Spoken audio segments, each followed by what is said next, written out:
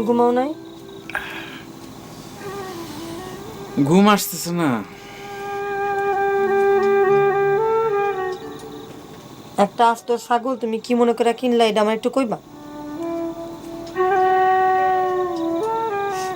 শুনো মরিয়ম, শেফালি আমার মামরা মেয়ে, ওর মনে অনেক কষ্ট। ওর একটু আনন্দ দিতে কি আমার ইচ্ছা করে না?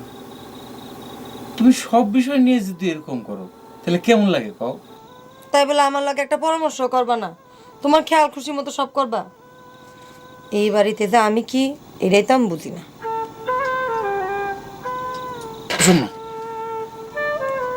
কাইল শেফালিরে দেখতে আসতেছে, সম্মতটা ভালো।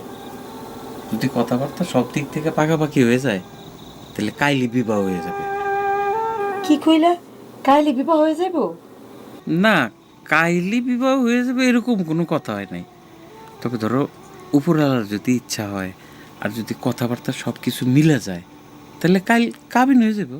এই খুশির কথাটা তুমি আমার আগে কইবা না?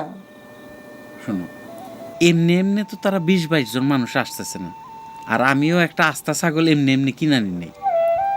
দূর, কি খুশির কথা! এই কথাটা শেফালিটা জানাই তৈব না?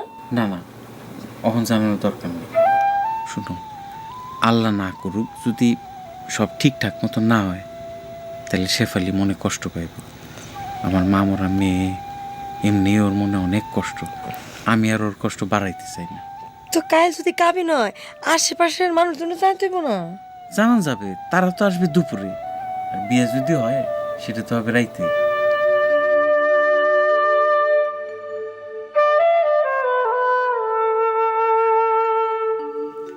কাইল শেফালিরে দেখতে আসতেছে, সম্বন্ধটা ভালো। যদি কথাবার্তা সব দিক থেকে পাকাপাকি হয়ে যায় তাহলে কাইলি বিবাহ হয়ে যাবে। কি কইলা? কাইলে বিবাহ হয়ে যাইব? উপরওয়ালার যদি ইচ্ছা হয় আর যদি কথাবার্তা সব কিছু মিলে যায় তাহলে কাইল কাবিন হয়ে যাবে।